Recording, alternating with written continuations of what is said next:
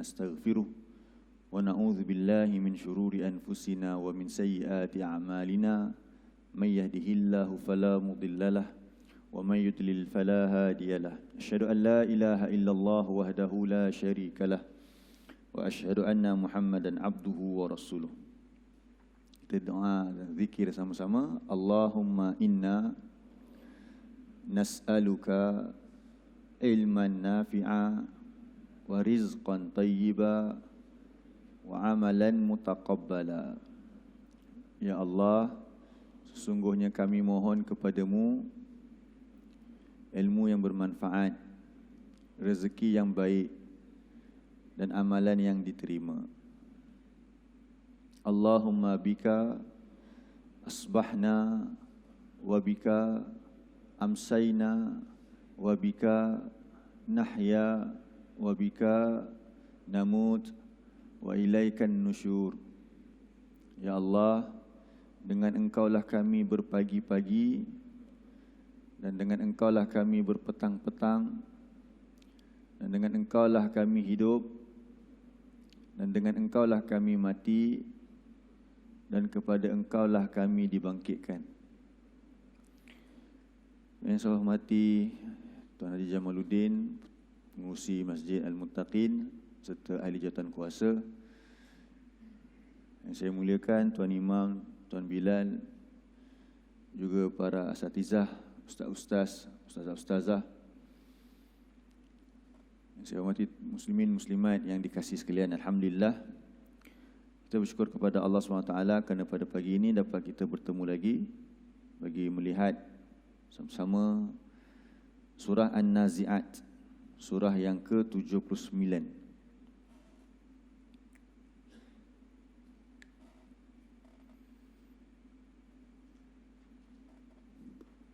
Tengok surah 79.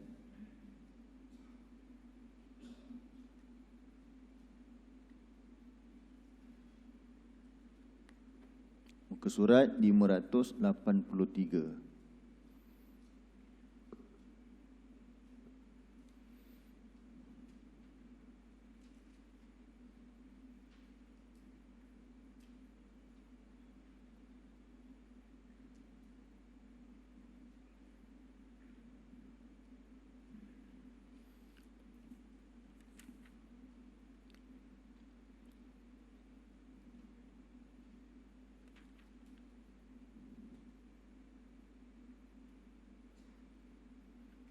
Baik, kita baca sama-sama sehingga ayat yang ke-14. A'udzu billahi minasy syaithanir rajim. Bismillahirrahmanirrahim. Wan nazi'ati gharqa وَالنَّاشِطَاتِ نَشْطًا وَالسَّابِحَاتِ سَبْحًا فَالسَّابِقَاتِ سَبْقًا فَالْمُدَبِّرَاتِ أَمْرًا يَوْمَ تَرْجُفُ الرَّاجِفَةُ تتبعها الرادفة قلوب يومئذ واجفة أبصارها خاشعة يقولون أئنا لمردودون في الحافرة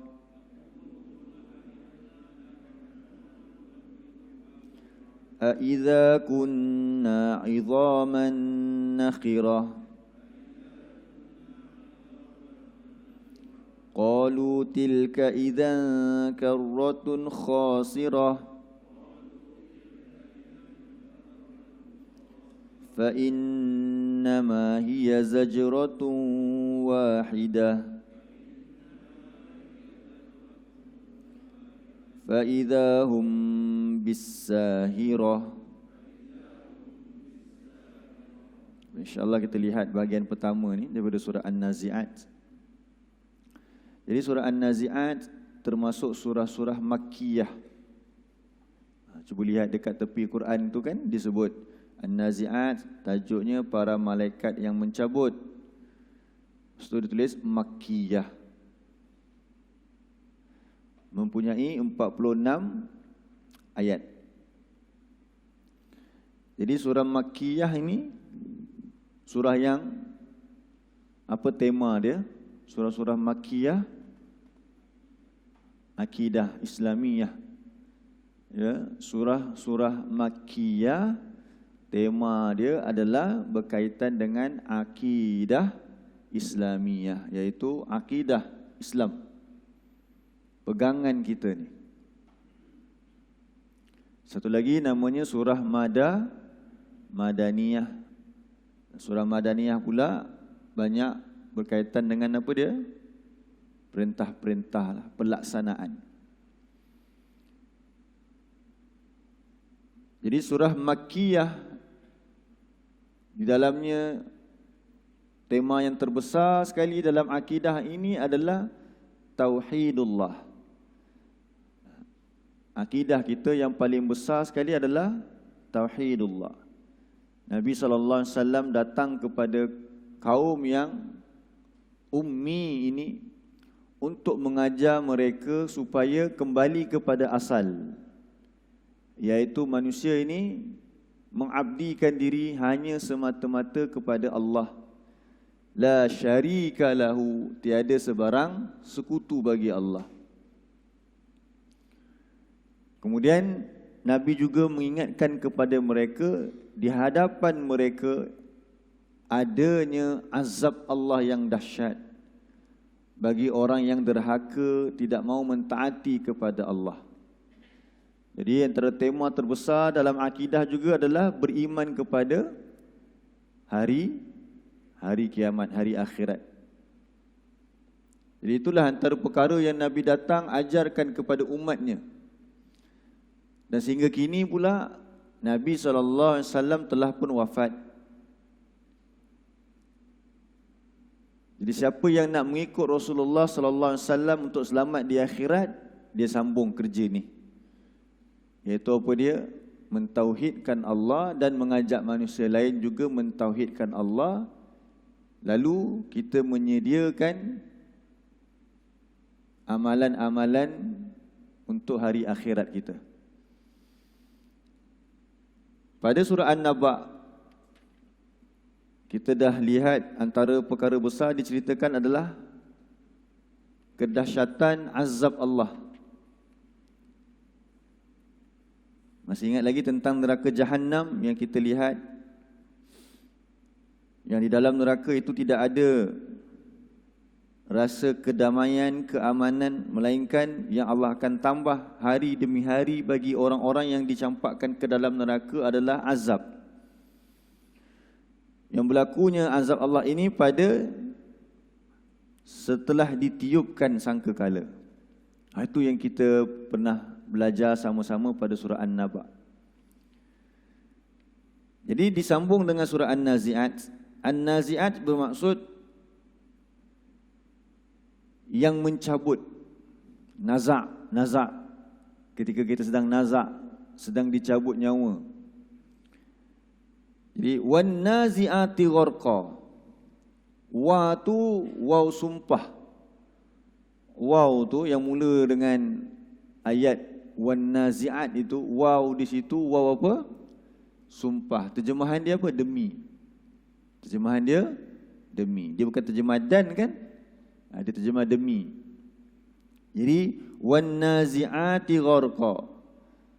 Dalam terjemahan dia kata apa? Demi malaikat yang mencabut nyawa dengan keras. Ini salah satu tafsir bagi maksud an-nazi'at ini. Jadi an-nazi'ati gharqa maksudnya yang mencabut dengan keras, iaitu malaikat yang mencabut nyawa orang-orang yang ingkar dengan keras.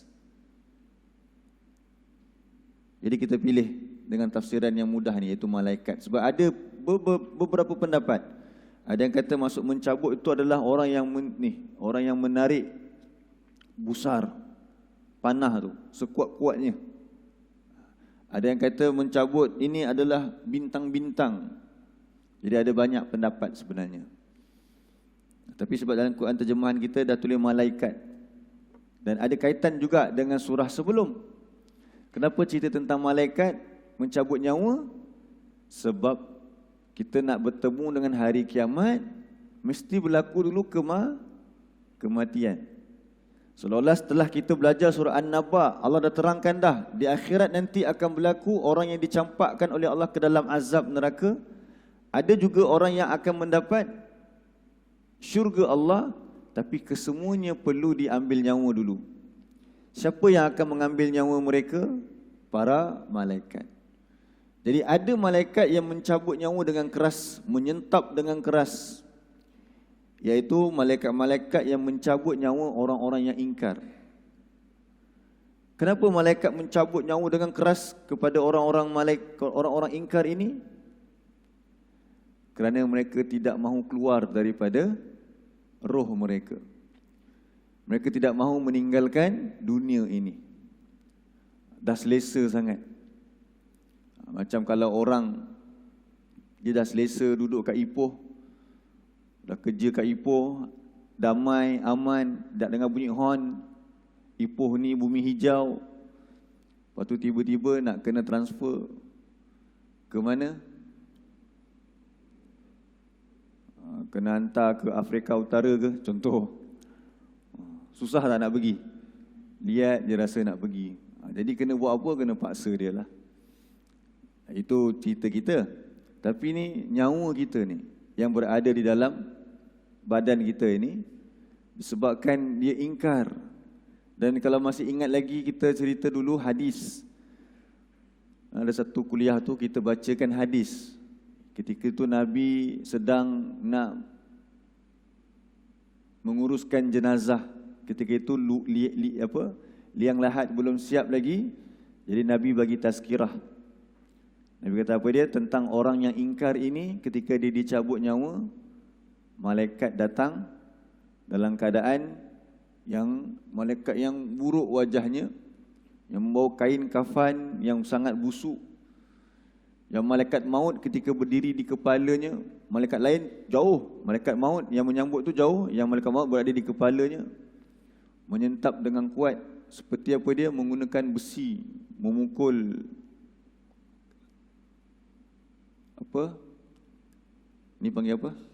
Cotton. Apa bahasa Melayu? Kapas. Jadi belerai macam itu nyawa dia, sebab tak mau keluar. Jadi itulah dia malaikat yang mencabut nyawa dalam keadaan yang keras. Yang kedua, malaikat yang mencabut nyawa orang-orang yang beriman, yang mencabut dengan cepat dan lemah lembut. Iaitu apa dia? Wan-nashitati nashta. Demi malaikat yang mencabut nyawa dengan lembut. Jadi ini siapa? Ini ialah para malaikat yang mencabut nyawa orang-orang yang beriman. Jadi mencabut dengan penuh ketelitian. Macam kita apa? Kita kata mengambil rambut daripada tepung. Macam mana cara dia? Mana boleh begitu, habis terabur rumah. Jadi kena ambil pelan-pelan. Dah dapat tu tarik. Jadi para malaikat tersebut, kerja-kerja malaikat yang mencabut nyawa ini, wasabihati sabaha. Apa maksud dia? Dan demi malaikat yang as-sabihat. As-sabihat tu maksud dia apa dia? As-sabihat ni boleh terjemah berenang ataupun yang banyak bergerak. Jadi kalau daripada satu tempat, satu titik ke titik yang lain, itu namanya sabihat. Daripada sana dia bergerak. Lepas tu dia ulang balik, dia bergerak balik. Contohnya dulu kita tadabbur surah Muzammil. Tengok surah 73.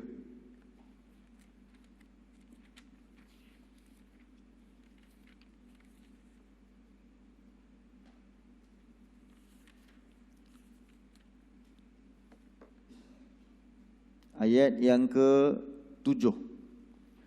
Surat 73 ayat yang ke-7.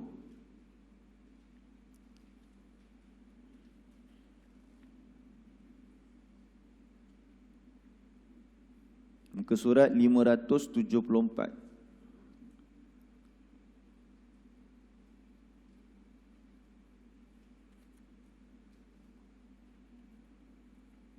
Cari perkataan sabhan. Jumpa tak?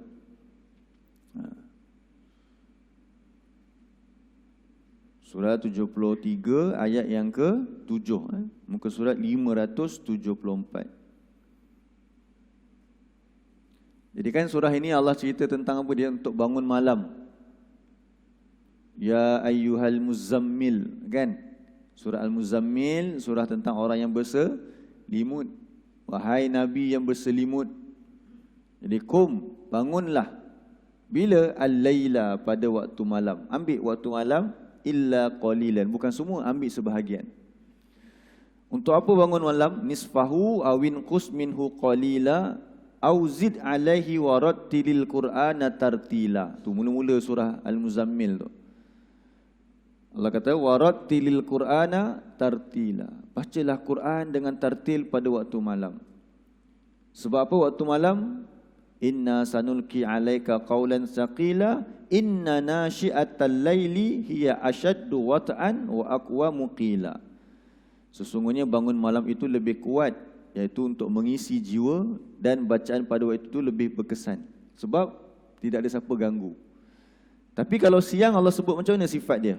Ayat yang ke-7 itulah. Inna laka fin nahari sabhan tawila. Sesungguhnya bagi engkau pada waktu siang sabhan. Dia terjemah apa sabhan? Dia terjemah urusan hidup, kan? Sabhan tu urusan hidup. Sebab apa? Sebab siang waktu kita bergerak ke sana ke sini. Tu sebab namanya sabhan. Sabhan tu maksudnya gerak ke sana ke sini. Apa maksud sabhan? Gerak ke sana ke sini. Jadi orang yang bergerak dipanggil sabihun. Itu dalam surah An-Nazi'at tadi. Apa dia Allah sebut? Was-sabihat. Itu ada perkataan sin, ba dengan ha. Jadi malaikat yang banyak bergerak ke sana ke sini. Daripada mana tu malaikat bergerak? Langit ke bumi. Macam dalam surah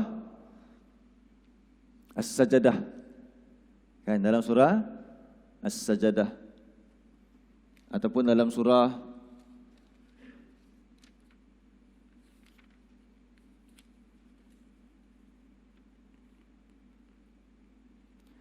Ma'arij, surah 70 ayat 4. Surah 70 ayat 4.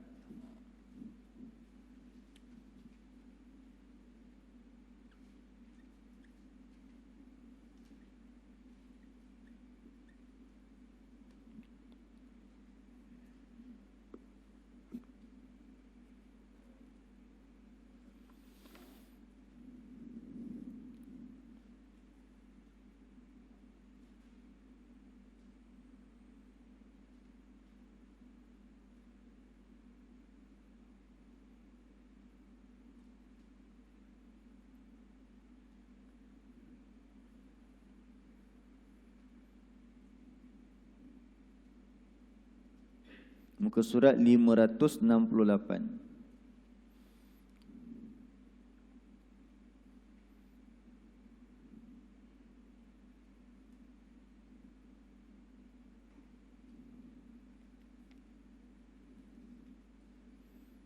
Jadi apa maksud Ma'arij? Ma'arij. Surah Ma'arij. Contoh terjemahan dia kata apa? Ma'arij, tempat-tempat naik. Tu kita mufrad dia Mi'raj. Pernah dengar Mi'raj? Isra' dan Mi'raj. Mi'raj tu apa dia? Naik ke langit, kan? Nabi pernah naik ke langit pada malam tersebut, malam Isra' dan Mi'raj. Isra' malam berjalan, diperjalankan pada waktu malam ke mana? Ke Palestin. Mi'raj pula naik ke langit. Jadi sebenarnya di langit ini, ataupun daripada bumi ke langit ini, ada tempat-tempat naik bagi para malaikat. Allah kata apa dia?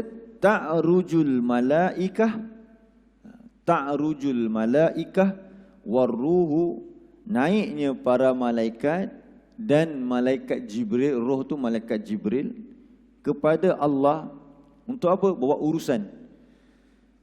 Dan apa perkara juga yang naik ke langit masa kita mati nanti? Roh.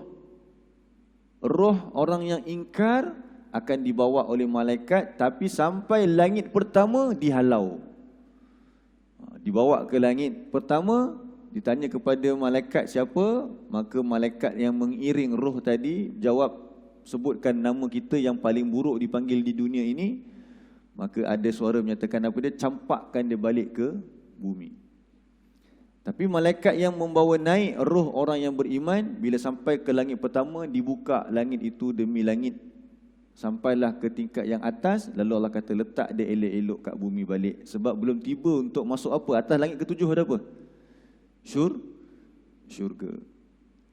Jadi urusan tersebut berlaku yaumin kana miqdaruhu khamsina alfasanah.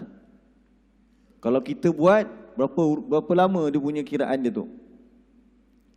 Yang kadarnya adalah 50,000 tahun. Tapi malaikat buat dalam keadaan macam mana? Sekejap sahaja. Jadi ini menunjukkan apa dia? Surah An-Nazi'at. Kita sedang bincang tentang malaikat, ataupun kita sedang bincang tentang makhluk-makhluk Allah yang begitu hebat sekali. Petugas-petugas yang ada tugas masing-masing. Okey, tengok pula ayat seterusnya, surah An-Nazi'at. Ayat yang keempat dan yang kelima.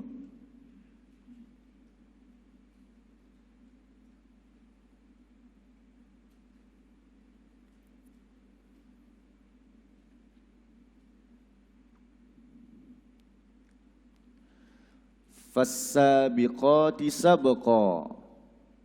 Fassabiqati sabqa. Apa maksud dia? Dan malaikat yang mendahului dengan pantas. Jadi pergerakan mereka tu dalam keadaan macam mana? Sangat pantas. Jadi berapa ramai orang mati setiap hari. Jadi keadaan tu sentiasa berlaku. Tapi malaikat bukan tugasnya hanya mencabut nyawa. Yang malaikat subuh ni bukannya minyak wangi tu. Ada minyak atar malaikat subuh. Kita pun tak tahu itu ke bawah malaikat subuh ya. Tapi malaikat subuh tu malaikat apa dia? Malaikat yang menjadi saksi. Saksi kepada kita. Dia ada tukar shift pada waktu subuh. Jadi pada waktu subuh nanti disaksikan. Tadilah kita pun tak tahu keadaan dia bagaimana. Nanti ada malaikat yang jaga kita pada malam, dah dinaik ke atas untuk menghantar laporan tentang apa yang kita buat pada pagi tadi. Dan ada malaikat yang sedang turun, dia melihat apa yang kita buat pada waktu tersebut. Nanti bila tukar shift balik, dia hantar report. Jadi mereka saling mendahului, turun, naik. Bukan itu sahaja. Ada yang tugasnya memelihara hujan, yang menjaga gunung. Itu semua tugas siapa? Para malaikat. Jadi Allah kata mereka tu fal mudabbirati amra, yang mengatur segala urusan di dunia ini. Jadi para malaikat ini adalah makhluk-makhluk Allah yang hebat. Bayangkan kalau kita kata perlu naik turun ni, mesti perlu makan makanan yang cukup. Soalannya, adakah malaikat perlukan makanan? Malaikat tak perlu makanan. Jadi begitulah Allah menciptakan makhluk. Orang-orang Quraisy percaya tak tentang malaikat? Orang-orang Quraisy percaya tak tentang malaikat? Ingat tak kita pernah baca ayat yang mereka tuduh Allah ada anak perempuan. Anak perempuan Allah siapa? Malaikat. Mereka pernah kata pada wahai Muhammad, datangkan malaikat bersama dengan kamu sebagai bukti. Tapi yang mereka tak percaya apa dia? Hari kebangkitan. Jadi surah An-Nazi'at ni nak cerita tentang akidah, iaitu beriman kepada Allah, beriman kepada para malaikat, beriman kepada hari kebangkitan. Takkan berlaku hari kebangkitan melainkan setelah kalian dicabut nyawa. Cuma bagaimana kalian dicabut nyawa? Ada yang malaikat tu cabut dalam keadaan menyentap. Dalam keadaan memukul punggung. Macam kalau kita lihat Abu Jahal mati macam mana. Nak tahu kisah Abu Jahal mati, kena buka surah Al-Anfal, surah 8. Cuba tengok surah 8.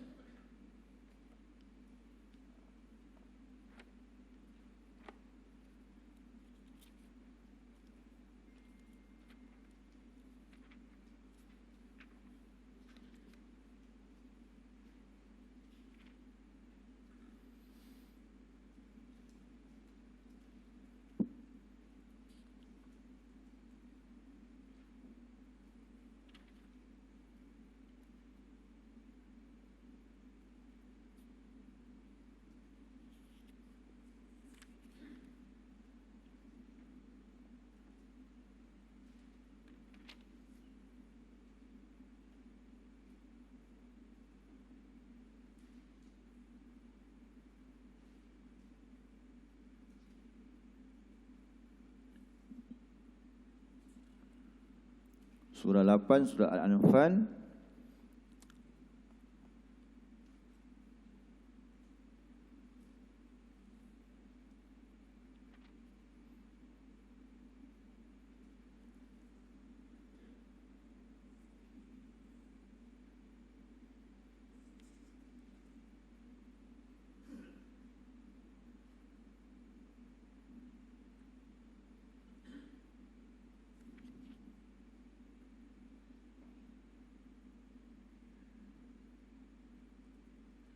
Ayat 50.